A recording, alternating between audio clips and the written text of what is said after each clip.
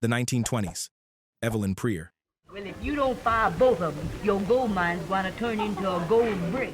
Evelyn Prier is revered as the first lady of the screen within the historic race film circuit, a parallel film industry created by black filmmakers for black audiences to counter the racist depictions found in mainstream Hollywood productions. She served as the primary muse for the pioneer director Oscar Micheaux, bringing a level of sophistication to the silent era that was virtually non-existent elsewhere. Her most vital contribution to cinema is found in the 1920 film Within Our Gates, a direct cinematic response to the white supremacist narrative of the birth of a nation. In this film, Prier plays Sylvia Landry, an educated woman attempting to save a Southern school for black children while harboring the trauma of a past tragedy. Prier's acting style was distinct from the exaggerated pantomime common in the silent era.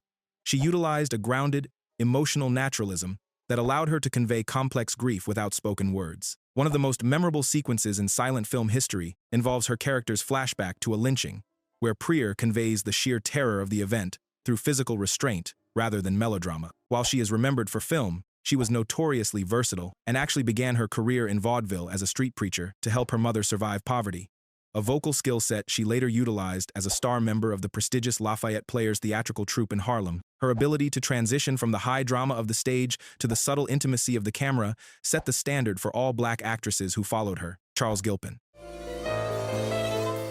In the 1920s, Charles Gilpin stood as the undisputed titan of the dramatic stage. While the mainstream motion picture industry restricted black men to demeaning roles as subservient butlers or wide-eyed jesters, Gilpin shattered the racial ceiling of American theater by becoming the first African-American actor to star in a lead role on Broadway. His defining moment arrived in 1920 when he originated the character of Brutus Jones in Eugene O'Neill's tragedy, The Emperor Jones. The role was physically and psychologically punishing, requiring Gilpin to portray a Pullman porter who escapes to a Caribbean island, installs himself as a dictator, and slowly descends into hallucinatory madness while being hunted by his subjects. The performance was a tour de force that garnered such intense critical acclaim that the Drama League of New York named him one of the 10 best actors of the year.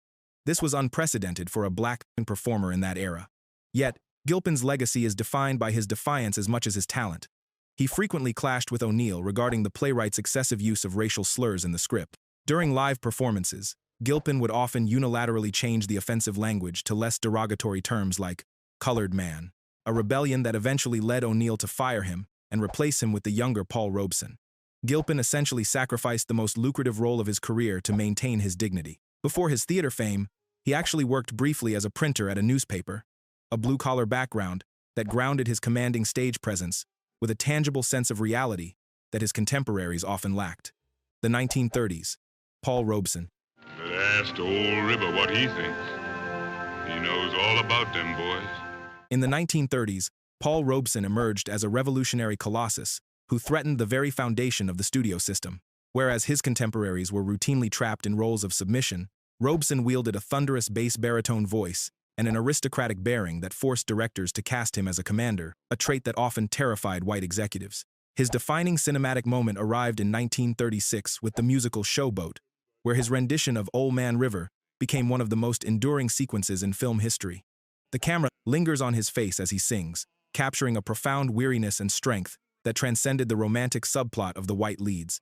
But Old Man River, he just keeps rolling along. Beyond his musical prowess, Robeson reprised his stage role for the film adaptation of The Emperor Jones in 1933, a revolutionary movie that featured a black man as the absolute center of the narrative. In the film, he plays Brutus Jones, a man who evolves from a chain gang prisoner to a self-proclaimed emperor. Robeson's performance is a masterclass in physical acting, transforming from a confident ruler to a terrified, superstitious fugitive as his power crumbles. He also starred in the British film Sanders of the River in 1935, a project he hoped would celebrate African culture but was re-edited to support colonialism, a betrayal that led him to eventually disown the film. It is important to note that acting was merely one facet of his genius. Robeson was actually a Phi Beta Kappa valedictorian from Rutgers, a university, who played in the National Football League to pay his way through Columbia Law School. This immense intellect often put him at odds with directors who wanted him to play simpletons, yet he consistently imbued even the most limited characters with a fierce, undeniable dignity. Hattie McDaniel. She must be the very, very coldest creature in this town. Hattie McDaniel remains the most complex and historically significant figure of the 1930s. In 1939, she permanently altered the landscape of Hollywood by becoming the first African American to win an Academy Award, taking home the Oscar for Best Supporting Actress for her role as Mammy in Gone with the Wind. While the character is a slave deeply loyal to her owners, McDaniel subverted the Mammy archetype by playing her with a stern, authoritative agency that often reduced the white protagonist, Scarlett O'Hara, to a petulant child. McDaniel's performance is defined by her impeccable comic timing and her ability to steal scenes through subtle facial expressions and a commanding vocal delivery. In the famous scene where she scolds Scarlett for eating before a barbecue, McDaniel asserts a maternal dominance that shifts the power dynamic of the entire room. And I ain't aiming for you to go to Mr. John Wilkins's and eat like a field hand and gobble like a hog. Fiddle-dee-dee. Critics often attacked her for perpetuating stereotypes, but McDaniel viewed her work as infiltrating a closed system. She famously defended her career choices by stating she would rather play a maid for $700 a week than be one for $7. Even on the night of her historic victory at the 12th Academy Awards, she was segregated from her co-stars and forced to sit at a small table against a far wall. Yet she delivered a gracious acceptance speech that brought the room to tears. I sincerely hope I shall always be a credit to my race and to the motion picture industry. My heart is too full to tell you just how I feel. And may I say thank you, and God bless you. Before conquering film, she was actually one of the first black women to sing on the radio in Denver, a vocal talent she showcased in the 1936 film Showboat alongside Paul Robeson. Her legacy is one of pragmatic resilience. She took the caricature Hollywood offered her and filled it with so much humanity and technical skill that the Academy was forced to recognize her excellence. The 1940s, Canada Lee. Yea, though I walk through the valley of the shadow of death, I will fear no evil.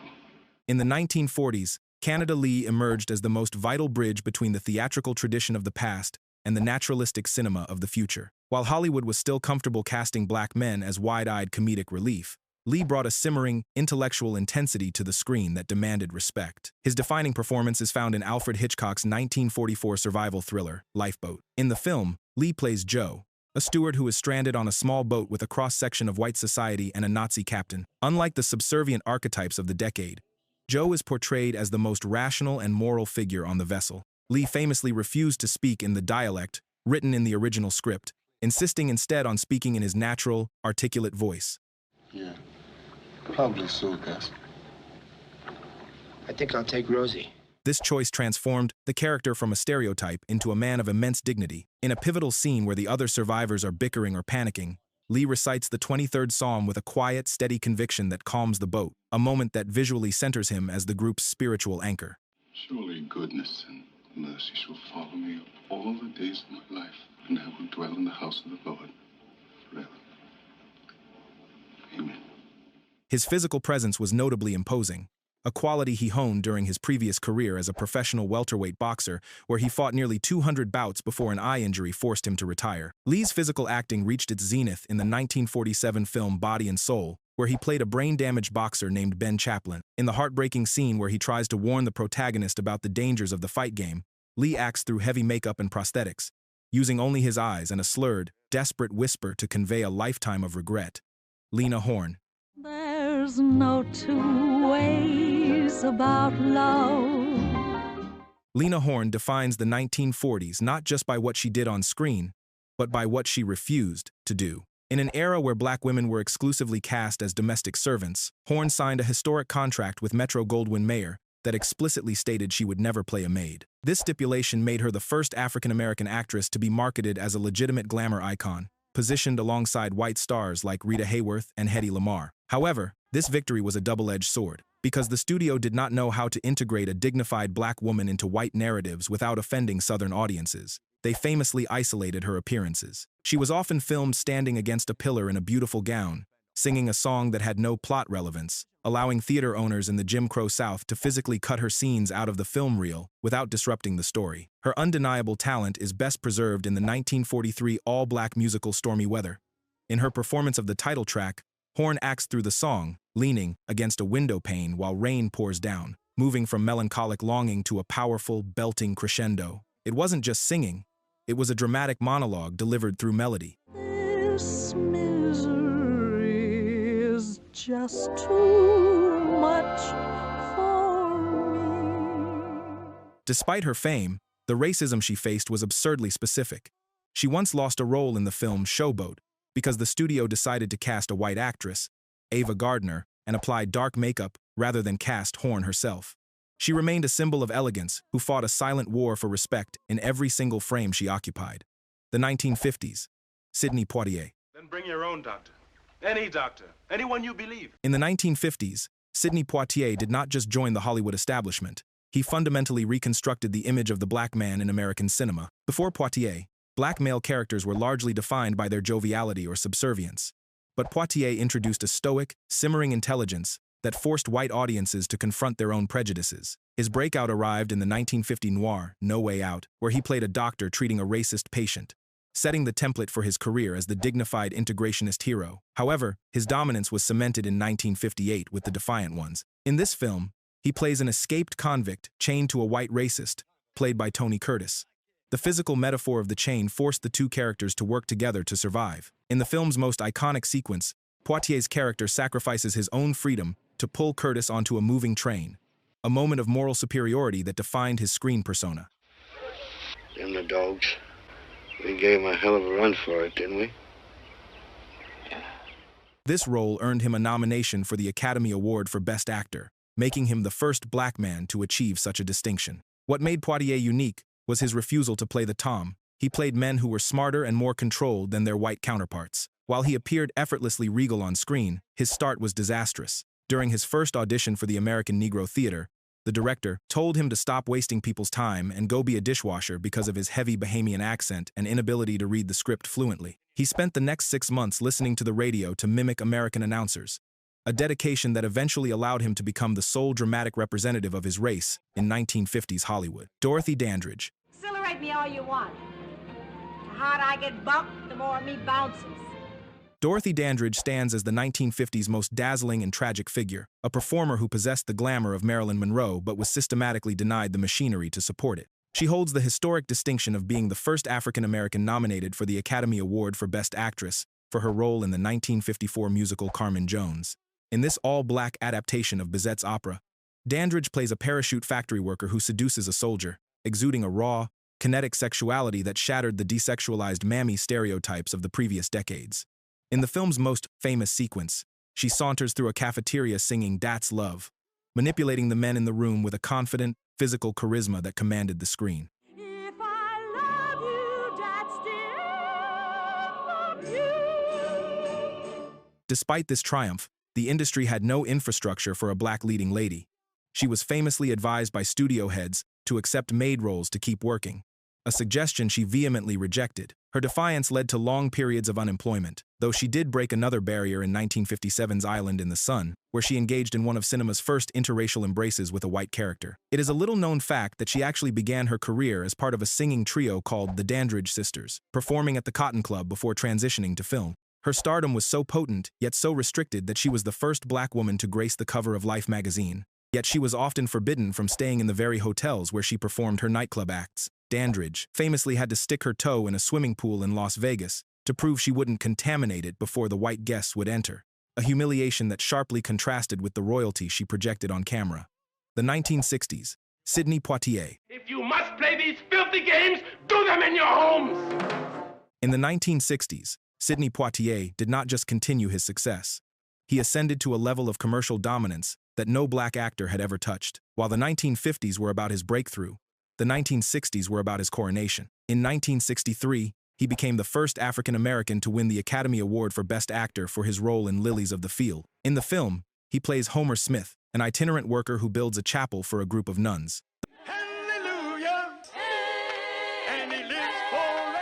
The performance was charming and lighter than his usual fare, yet it was his work in 1967 that truly defined the decade. In that single year, he starred in Tout Seul, With Love, Guess Who's Coming to Dinner, and In the Heat of the Night, a trifecta that made him the #1 box office draw in America, outselling white superstars like John Wayne and Paul Newman. His most iconic moment occurs in the Heat of the Night, where he plays Detective Virgil Tibbs. When a wealthy white plantation owner slaps him during an interrogation, Poitier immediately slaps him back. This was not in the original script. Poitier explicitly demanded the scene be altered to include his retaliation, ensuring he would not play a character who turned the other cheek to racism. He famously stipulated that if the studio cut the slap from the final edit, he would never work for them again. By the end of the decade, He was carrying the weight of the entire civil rights movement on his shoulders on screen, a burden that eventually led him to shift toward directing in the following decade. Diahann Carroll. I have heard so much about your mother and about your father. Fascinating people. While film roles for black women in the 1960s virtually evaporated, Diahann Carroll conquered the mediums of television and theater to redefine the image of the black professional. In 1962, she became the first African-American woman to win a Tony Award for Best Actress for her role in the Broadway musical No Strings. This victory proved her ability to command a stage, yet her most radical contribution to culture came via the small screen in 1968 with the sitcom Julia. In this series, Carroll played a widowed nurse raising a young son. It sounds standard today, but at the time, it was revolutionary because it was the first television series to star a black woman in a non-stereotypical role. She was not a maid, a cook, or a servant, but a middle-class professional living an integrated life. It's a chicken egg. I mean, how long did you let it boil? What's boil? The show was a massive ratings hit, normalizing black domesticity for millions of white American households. Carroll had to fight hard for this normalcy. Critics from both sides attacked the show. White racists hated seeing a black woman with status, while some black critics felt the show ignored the realities of the civil rights struggle. Despite the pressure, Carroll maintained a glamorous, poised persona that refused to be gritty or tragic. Her film work in the decade was sparse due to the industry's limitations, but her role in 1960's Paris Blues opposite Sidney Poitier showcased her sophisticated dramatic range. Interestingly, she was actually a finalist to play the lead in Carmen Jones back in the 50s, but she was considered too young at the time, a rejection that fueled her drive to conquer Broadway instead. The 1970s, James Earl Jones. I ain't nothing to you but a black ugly fist here. In the 1970s, James Earl Jones represented a seismic shift from the cool detachment of the previous decade to a raw, thunderous volatility. While he is best known to modern audiences as a voice actor, in the 70s, he was a physical powerhouse who dominated the screen with his imposing frame and emotional explosiveness. His defining performance arrived in 1970 with The Great White Hope. In this film, he portrays Jack Jefferson, a character based on the real-life heavyweight champion Jack Johnson, who is persecuted by the federal government for his relationship with a white woman. Jones delivers a performance of sweating, shouting intensity, using his body as a blunt instrument to convey the frustration of a black man cornered by a racist legal system. The film's most haunting sequence features Jones raging against his circumstances in a monologue that bridges the gap between Shakespearean tragedy and modern American realism. No, sir, I'm thinking colored men colored. I'm so busy thinking colored, I can't see nothing else sometimes. I just ain't thinking colored us like you. A performance that earned him an Academy Award nomination. However, Jones proved he was not limited to rage in the 1974 romantic drama Claudine. Here, he played Roop, a garbage man trying to woo a single mother of 6 while navigating the complexities of the welfare system. It was a radical departure that required him to be gentle, charming, and vulnerable, showcasing a tender side of black masculinity that was rarely seen in an era dominated by violent action movies. What you doing now? Drawing. What? A mom and a daddy. Where is everybody? Invisible.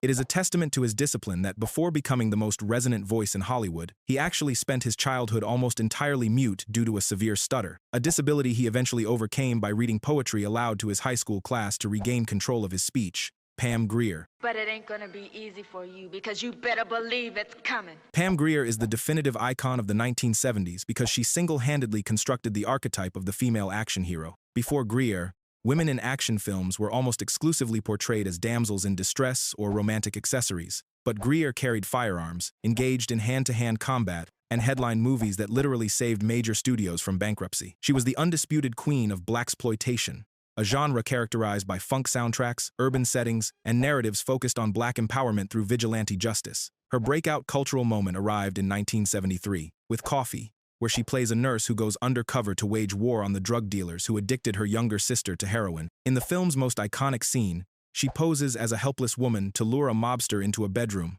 only to pull a sawed-off shotgun out of her dress and eliminate him, a moment that signaled a complete reversal of traditional gender power dynamics. She followed this immediately with Foxy Brown in 1974, cementing her image as a righteous avenger who could not be victimized. Unlike many of her contemporaries who relied heavily on editing tricks, Grier performed a significant amount of her own physical stunts, a reality that added a visceral, dangerous quality to her fight scenes. While she projected an image of supreme, hardened confidence on screen, She actually entered the film industry by complete accident while working as a receptionist at American International Pictures, where a director noticed her distinctive look and cast her in a Women in Prison film, launching a career that defined the aesthetic of an entire decade. The 1980s, Eddie Murphy. Building open up at 7 o'clock. Wake me up at 1:45. I'll be back here asleep. In the 1980s, Eddie Murphy single-handedly revitalized the commercial viability of the motion picture industry by inventing the modern action comedy archetype. Before Murphy, black actors in comedies were often relegated to slapstick, but Murphy brought a street, smart, dangerous energy that allowed him to outwit every white authority figure in the room. His cinematic domination began with the 1982 thriller 48 Hours. Here, he plays Reggie Hammond, a convict temporarily released to help a cop catch a killer. This film established the buddy cop formula. Yet Murphy subverted the genre immediately. In the film's most famous sequence, he walks into a hostile country bar and single-handedly intimidates the entire patron list, using only a fake badge and his bravado, famously betting the crowd he can fight them all. You know what I am? I'm your worst fucking nightmare, man. I got the mission to kick your fucking ass whenever I feel like it. This scene proved a black man could be the aggressor in a comedy without being the villain. He escalated this persona in 1984 with Beverly Hills Cop, where his portrayal of Axel Foley became the highest-grossing, R-rated film of the era. However, his true artistic genius was revealed in the 1988 blockbuster, Coming to America. While known as a romantic comedy, the film features Murphy playing 4 distinct characters under heavy prosthetics, including an elderly Jewish man and a washed-up soul singer. This required him to act against himself in real time, utilizing different vocal cadences and physical postures for each person. It is remarkable to consider that when he saved Paramount Pictures from bankruptcy with his string of hits, he was barely 21 years old, having been fast-tracked to stardom after revitalizing Saturday Night Live almost entirely on his own. Whoopi Goldberg. The jail you plan for me is the one you gonna rot in. Whoopi Goldberg defines the 1980s because she delivered the decade's most devastating dramatic performance in a role that completely defied Hollywood's beauty standards. In 1985, director Steven Spielberg cast her as the lead in the epic drama The Color Purple, marking her film debut. She plays Celie, an abused, uneducated woman in the South who suffers decades of trauma before finding her voice. The role required immense subtlety. For the first half of the film, Celie barely speaks, forcing Goldberg to convey deep internal pain almost exclusively through her eyes and body language. Her transformation culminates in the iconic dinner table scene, where she finally stands up to her abuser, Mr., cursing him with the lines that she is poor, black, and may even be ugly, but she is still here. I'm poor, black, but dear God, I'm here. This monologue is widely cited as one of the most cathartic moments in cinema history, earning her a Golden Globe and an Academy Award nomination. Goldberg's presence was radical because she did not fit the mold of the tragic mulatto or the glamour queen.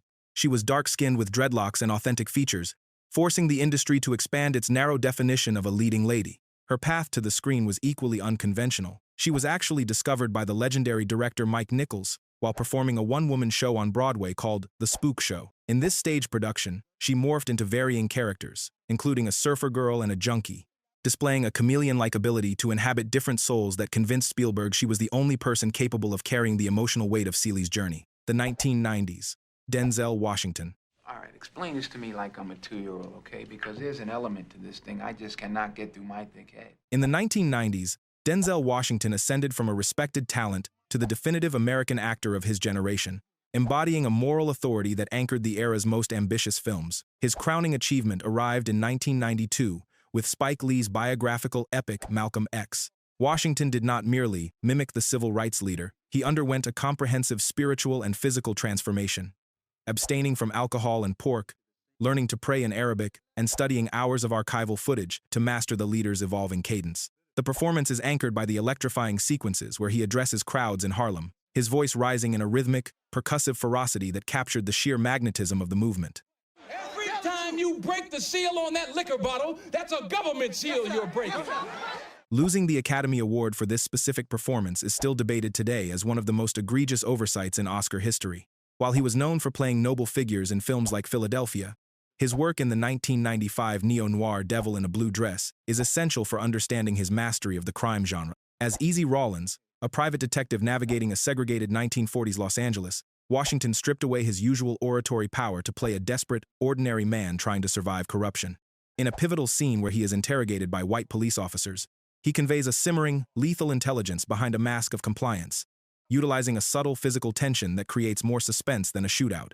Wait. What you talking about? She ain't gonna be waking up. Where'd you go? I don't know. I had a hangover. It is worth noting that before he became the face of serious drama, he actually honed his craft in comedy, starring in the 1981 film Carbon Copy, where he played a long-lost son, a light-hearted beginning that contrasts sharply with the gravitas he would later wield as the industry's moral standard-bearer, Angela Bassett. But you know what? You're gonna miss me, Gallagher.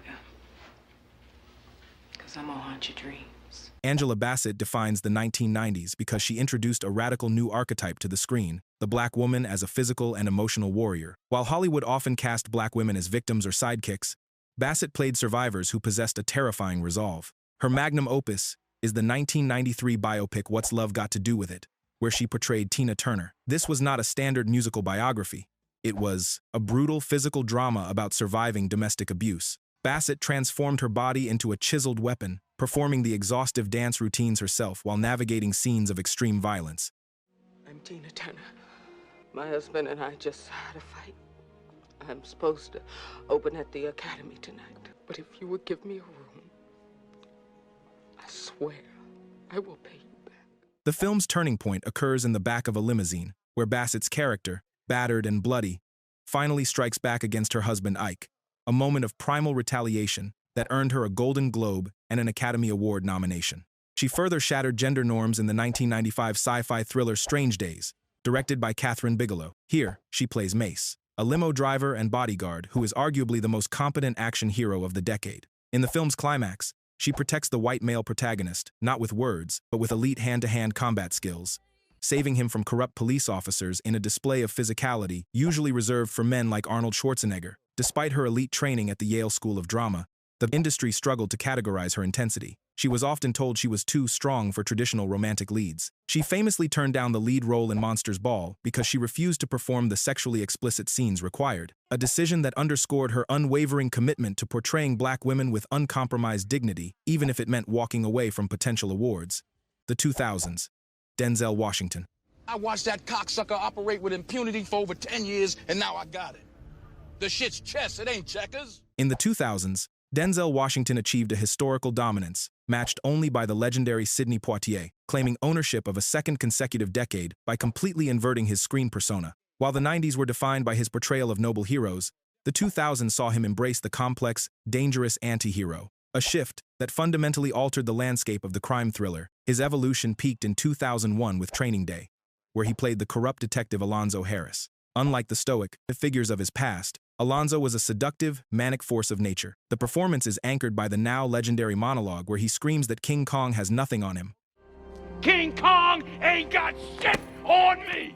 A line Washington largely improvised in the heat of the moment to capture the character's collapsing ego. This role earned him the Academy Award for Best Actor, making him only the second black man in history to win the lead actor trophy, joining Poitier himself. He continued this exploration of villainy in 2007 with American Gangster, playing the Harlem drug lord Frank Lucas. You got business with me, you talk to Huey, Huey, you talk to me, you got it? All right. In the chilling sequence where he executes a rival on a busy sidewalk and immediately returns to finishing his lunch, Washington displayed a corporate, cold-blooded efficiency that terrified audiences. It is a testament to his range that he transitioned from playing Malcolm X to playing a corrupt cop without losing the audience's loyalty. He famously modeled Alonzo's look on a real disgraced officer he met in Los Angeles, copying the man's specific beard and jewelry to ensure the corruption felt authentic rather than theatrical. By winning the industry's highest honor for playing a monster, Washington proved that black excellence was no longer confined to respectability politics. Halle Berry. Thanks for the party. I had fun.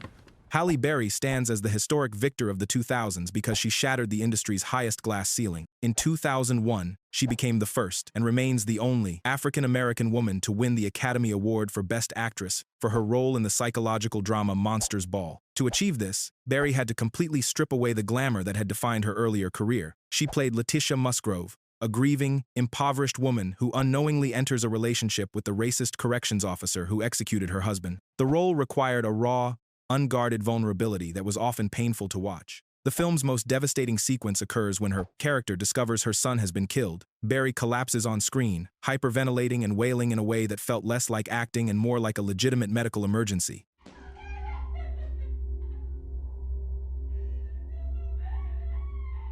This level of emotional exposure was a massive risk for an actress known for blockbusters like X-Men. Before this breakthrough, she actually prepared for the weight of history by starring in the HBO biopic, Introducing Dorothy Dandridge in 1999, portraying the very woman who had first opened the door for black actresses in the 1950s. Berry reportedly took the role in Monsters Ball for a fraction of her usual salary because she knew the script offered the kind of gritty, unpolished humanity that black women were rarely allowed to inhabit. Her Oscar acceptance speech, where she wept and dedicated the award to the unsung heroines like Dorothy Dandridge and Lena Horne, remains one of the most culturally significant moments in televised award history, acknowledging that her victory was built on the sorrow and resilience of the decades that preceded her. The 2010s, Mahershala Ali. At some point, you gotta decide for yourself who you want to be.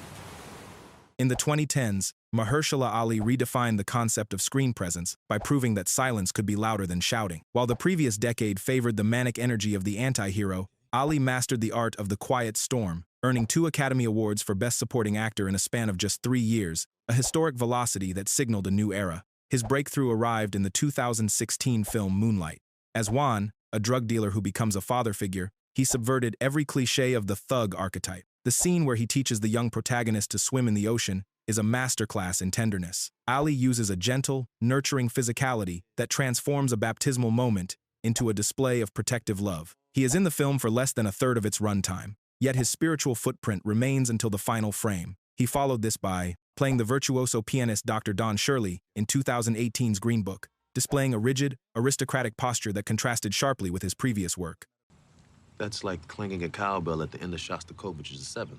For the crime thriller fans, his tour de force performance in the 3rd season of True Detective in 2019 is essential study. He plays Wayne Hayes across 3 different timelines, utilizing heavy prosthetics to portray the character as a young detective, a middle-aged father, and an elderly man suffering from dementia. He conveys the terror of memory loss through micro-expressions rather than melodrama. Remarkably, before he was the industry's most sought-after dramatic heavyweight, he was actually a rapper signed to a Bay Area label under the name Prince Ali. Crystal light silhouette slipping into something fresh, keep the blocks popping over red and baka pock. A rhythmic background that perhaps explains the distinct musical cadence he brings to his dialogue.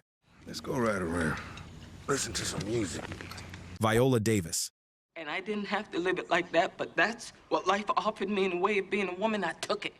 Viola Davis conquered the 2010s by obliterating the line between film and television excellence, becoming the first African-American actor to achieve the Triple Crown of Acting by winning a competitive Oscar, Emmy, and Tony.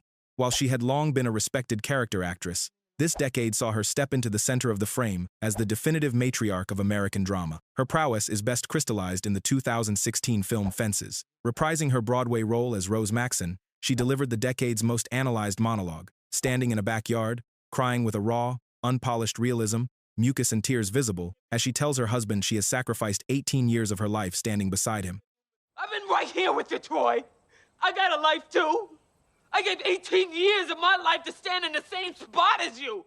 This performance earned her the Academy Award, yet she refused to be pigeonholed as a suffering wife. In the 2018 crime thriller Widows, directed by Steve McQueen, she pivoted to playing Veronica Rollins, a woman who organizes a heist to pay off her dead husband's debts. In the scene where she threatens a rival with the line regarding the fact that she has no more tears left to cry, she displays a cold, lethal calculation that rivals any male gangster in the genre. Simultaneously, she revolutionized television with her role as Annalise Keating in How to Get Away with Murder. She famously fought the showrunners to include a scene where she sits at a vanity and removes her wig and makeup on camera, revealing her natural hair and skin to the audience.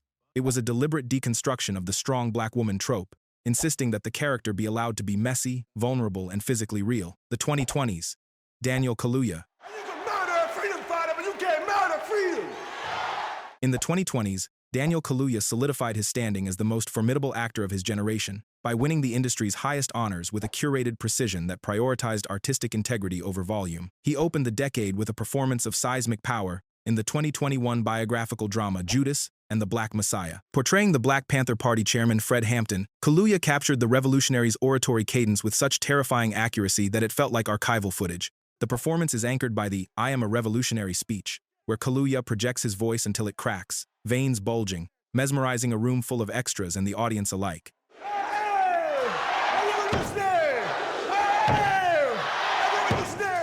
This role earned him the Academy Award for Best Supporting Actor, completing a sweep of every major televised award that season. However, he pivoted immediately to a completely different frequency in Jordan Peele's 2022 sci-fi horror masterpiece, Nope. As O.J. Haywood, a stoic horse trainer trying to capture footage of a UFO, Kaluuya stripped away all verbal charisma to deliver a masterclass in silence. In the film's climax, he sits atop a horse, staring down an alien entity with a motionless, unblinking gaze, conveying fear, calculation, and dominance entirely through his eyes. It is a performance of stillness that rivals the great Western heroes of the past. His ability to shift between the explosive extroversion of Hampton and the introverted silence of OJ is unmatched. It is a little-known fact that before he was an Oscar winner, he was a teenage playwright who wrote episodes for the gritty British teen drama Skins, a writing background that gave him a deep understanding of story structure that informs his disciplined choices today. Viola Davis. Make them some money, then you all right with them. Otherwise, you just a dog in the alley. In the 2020s, Viola Davis claimed ownership of a second consecutive decade by undergoing a radical physical metamorphosis that defied every ageist convention in Hollywood. Having already conquered the dramatic arts, she reinvented herself at age 57 as a legitimate action star in the 2022 historical epic The Woman King. Portraying Nanisca, the general of the Dahomey Amazons, Davis underwent a grueling training regimen that included weightlifting, sprinting, and martial arts for 5 hours a day. The result was a terrifyingly physical performance. In the Crypt battle sequence, she executes complex fight choreography with a lethal precision that rivals performers half her age. This was not just acting. It was an athletic feat that expanded the public's perception of what a woman in her 50s could embody on screen. She balanced this warrior energy with the grotesque transformation required for Ma Rainey's Black Bottom at the start of the decade. To play the mother of the blues, she donned a heavy fat suit, gold teeth, and sweat-drenched makeup, delivering the "They don't care nothing about me" monologue with a feral, tragic intensity. In 2023, she won a Grammy Award for the audiobook narration of her memoir, officially achieving EGOT status, winning an Emmy, Grammy, Oscar, and Tony, cementing her place as one of the most decorated artists in history. In January 2025, she received the Cecil B. DeMille Award, an honor usually reserved for retired legends, yet she accepted it while remaining the hardest-working lead actress in the industry. She says, "Make them hear this. I told you I was a magician." She is no longer just a character actress, she is the undisputed queen of the modern screen. If you made it this far, you're obsessed with black cinema like me. So tap the video on your screen and find out where I go next.